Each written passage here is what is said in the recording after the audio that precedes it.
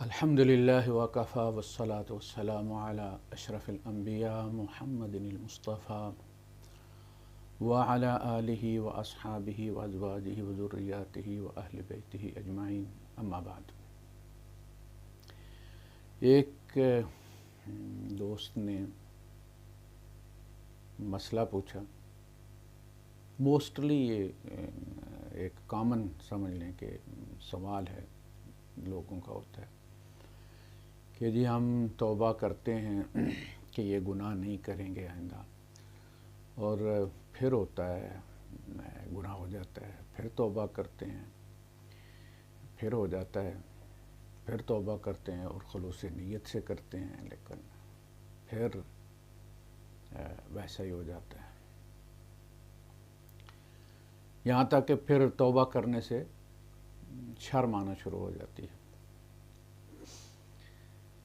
تو پہلی بات یہ ہے کہ توبہ سے شرم نہیں آنی چاہیے، گناہ سے شرم آنی چاہیے۔ پھر اگر شرم آ رہی ہے اور آنا ہی ہے اس نے، تو پھر توبہ پر کیوں، گناہ پر شرم آنی چاہیے۔ اللہ پاک نے تو یہ کوئی تعداد تو مقرر نہیں کی ہے نا کہ اس تعداد سے زیادہ ہو گیا اور اب ہمیں شرم آنا جو ہے وہ شروع ہو گئی۔ اصل میں انسان جو ہے یہ نسیان سے بنا ہے، یہ بھولنا اس کی ڈیفالٹ سیٹنگ ہے، اس لیے کہ یہ جو زندگی انسان نے جینی ہے 20 30 40 50 60 سال کی، یہ زندگی جینا کوئی خالہ جی کا گھر نہیں ہے۔ قدم قدم پر قیامتیں ہیں، قدم قدم پر صدمے ہیں، اور اگر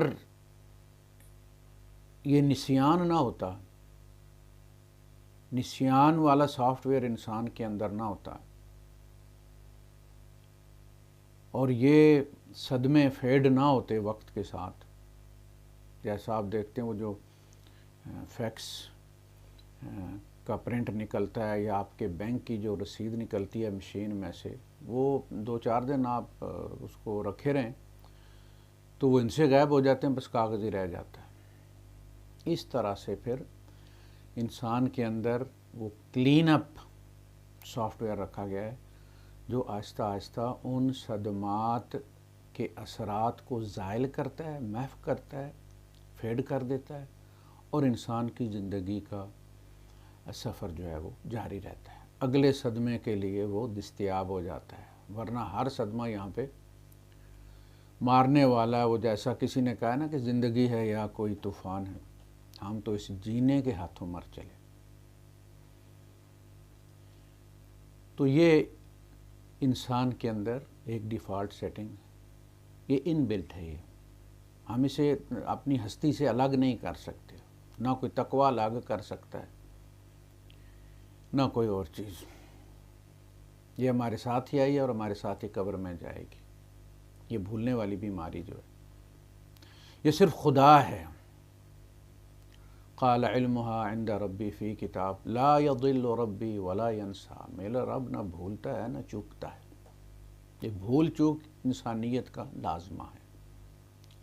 آدم علیہ السلام کے بارے میں بھی فرمایا کہ وَلَقَدْ عَهِدْنَا إِلَىٰ آدَمَ مِن قَبْلُ فَنَسِيَ وَلَمْ نَجِدْ لَهُ عَزْمًا، ہم نے آدم سے عہد لیا تھا، وہ جو عہد اللہ پاک نے کہا تھا کہ ان الشیطان لکم عدو مبین، یہ شیطان جو ہے یہ تم دونوں کا دشمن ہے، اور کہیں تمہیں یہ ایسا مشورہ نہ دے دے کہ تمہیں پھسلا دے۔ پھر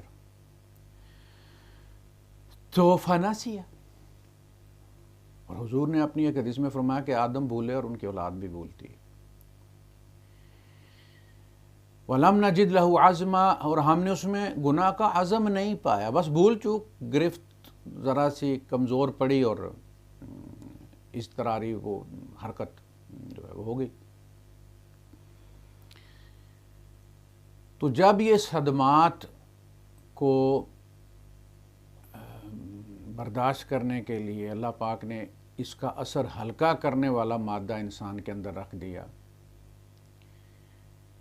تو اس کا پھر سائیڈ ایفیکٹ بھی تھا کہ جہاں صدمہ جو ہے وہ مصیبت جو ہے وہ فیڈ ہوتی ہے، وہیں پھر درس قرآن بھی، جمعہ کا خطبہ بھی، کسی کی نصیحت بھی جو ہے وہ فیڈ ہو جاتی ہے، ہلکا اس کا اثر پڑ جاتا ہے، ہم پر اس کی گرفت کمزور پڑ جاتی ہے، اور اس لمحے میں ہم سے گناہ ہو جاتا ہے۔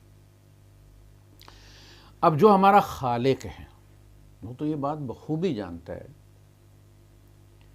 کہ یہ جو ہم اس وقت عہد کر رہے ہیں، یہ عہد وقت کے ساتھ فیڈ ہو جائے گا، ہلکا ہو جائے گا۔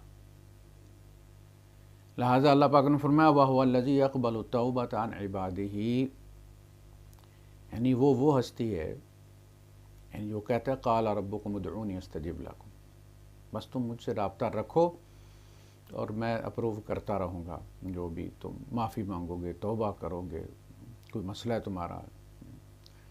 تو فرمایا وَهُوَ الَّذِي يَقْبَلُ التَّوْبَةَ عَنْ عِبَادِهِ وَيَعْفُو عَنِ السَّيِّئَاتِ وَيَعْلَمُ مَا تَفْعَلُونَ۔ وہ ہستی ہے کہ جو پلٹنے والے کا استقبال کرتی ہے، دروازہ کھول کے رکھتی ہے اس کے لیے۔ تابہ یتوبو، تائب جو ہے پلٹ کے آنے والا، یہ توبہ اور استغفار، واپس آنا اور معافی مانگنا، یہ دو الگ الگ فعل ہیں۔ یعنی معافی کی پہلی شرط یہ ہے کہ وہ پلٹ آئے، نادم ہو۔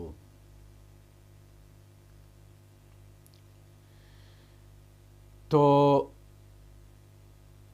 وَهُوَ الَّذِي يَقْبَلُ التَّوْبَةَ عَنْ عِبَادِهِ وَيَعْفُو عَنِ السَّيِّئَاتِ، اور سیئات کو معاف کر دیتا ہے، توبہ قبول کرتا ہے، اور تعدیل الوضع کرتا ہے، سٹیٹس چینج کر دیتا ہے، اس کو گناہ گار سے تابع دار جو ہے وہ میں کنورٹ کر دیتا ہے اس کو۔ وَيَعْلَمُ، یہ واو جو ہے یہ اور والا نہیں ہے،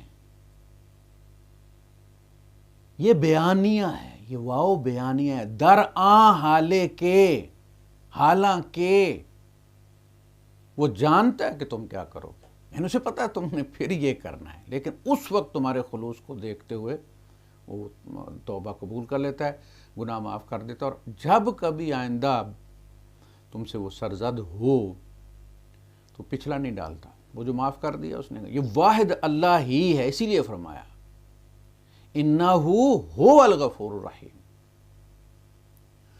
بس وہی ایک ایسا ہے کہ جو معاف کر دیتا ہے، پلٹا کے کبھی کھاتے میں نہیں ڈالتا۔ ہم اگر کسی کو بائی دا وے کوئی جھگڑا وغیرہ ہو یا کوئی مسئلہ ہو معاف بھی کر دیں تو ہم معاف نہیں کرتے،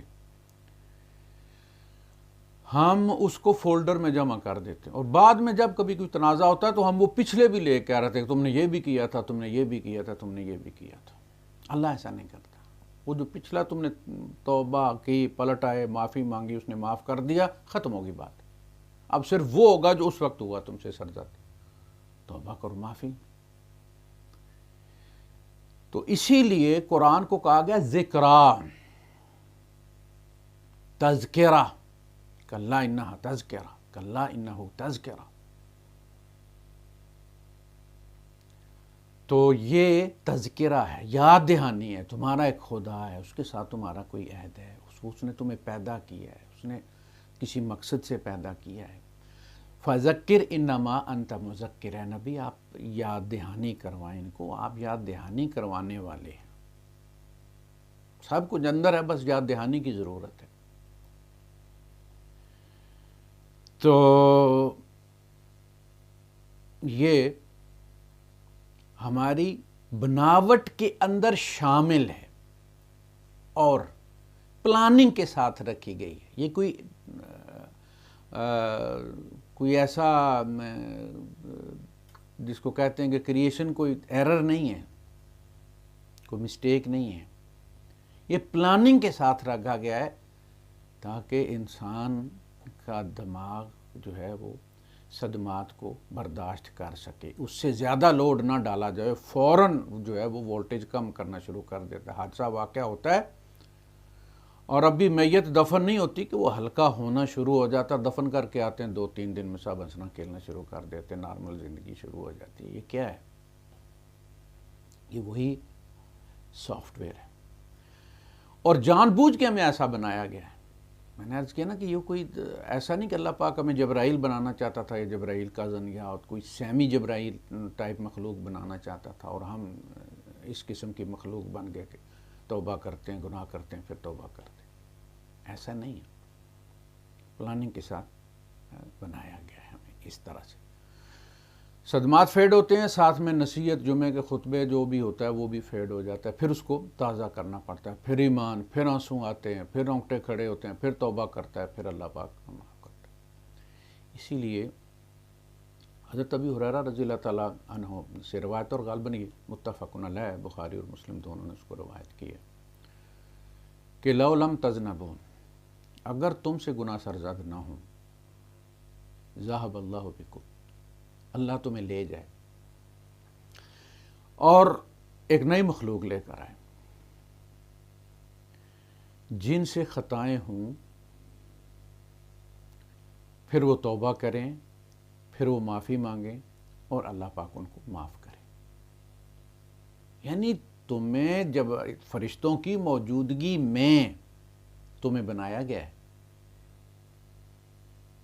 فرشتے نہیں چاہیے تھے اللہ پاک کو، کوئی اور چیز چاہیے، کوئی وکھری ٹائپ کی مخلوق چاہیے تھی، وہ تم بنائے گئے ہو۔ اگر تم ویسے ہو جاؤ جیسے فرشتے ہیں تو اللہ تمہیں پھر فرشتوں میں شامل کر لے گا، اور پھر کوئی مخلوق نہیں لے کر آئے گا پھر جو تمہارے جیسی ہوگی، اور جس سے گناہ سرزد ہوں گے، اور وہ توبہ کریں گے، اور اللہ معاف کرے گا ان کو۔ یہ صرف ایک مثال دی گئی ہے کہ یہ کوئی ایرر نہیں ہے، یہ ایک روٹین کی چیز ہے۔ یہ ڈیمیج جو ہے، یہ ریشو رکھی گئی ہے کہ جب یہ ہوگا، جب یہ صدمے بھولے گا تو اس میں نصیحت بھی بھولے گا، نصیحت بھولے گا تو اسے سرزد ہو جائے گا گناہ، معافی مانگے گا۔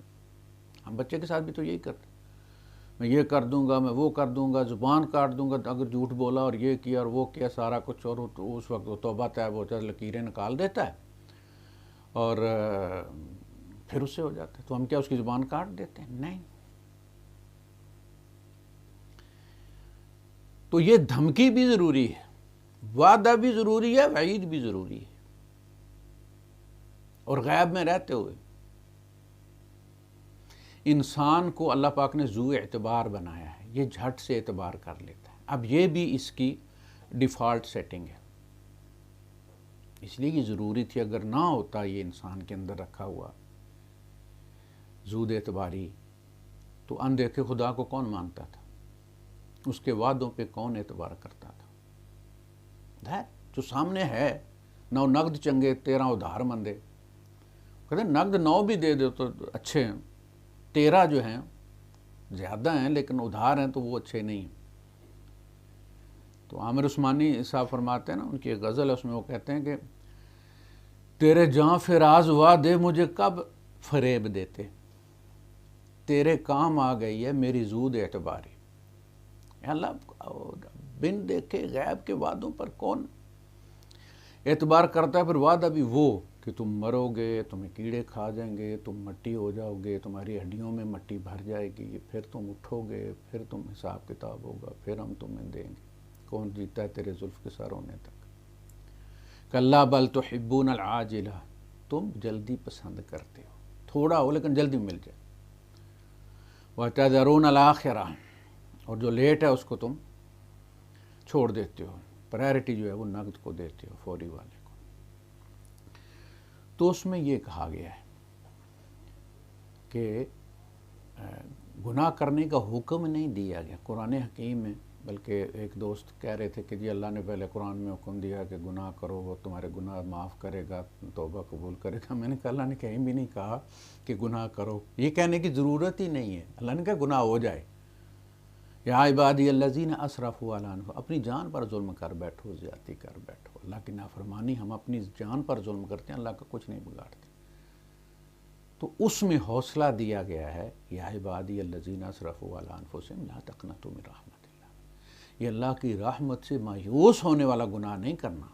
انہ یغفر الذنوب جمیعا، وہ سارے گناہ معاف کر دے، یہ امید رکھ کے اس کے ساتھ تم نے جو ہے وہ جینا ہے، اور اسی توبہ کرنی ہے، معافی مانگنی ہے تو اس یقین کے ساتھ مانگنی ہے کہ میرا رب مجھے معاف کر دے گا، اور اس نے معاف کر دیا ہے۔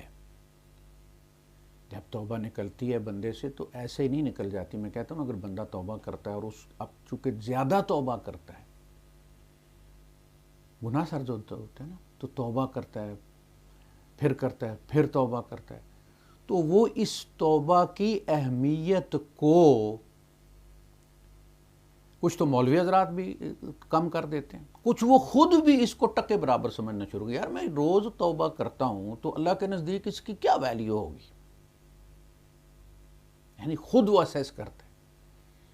یہ توبہ آپ کرتے ہی اس لیے ہیں کہ آپ کو توبہ کی توفیق ملتی ہے۔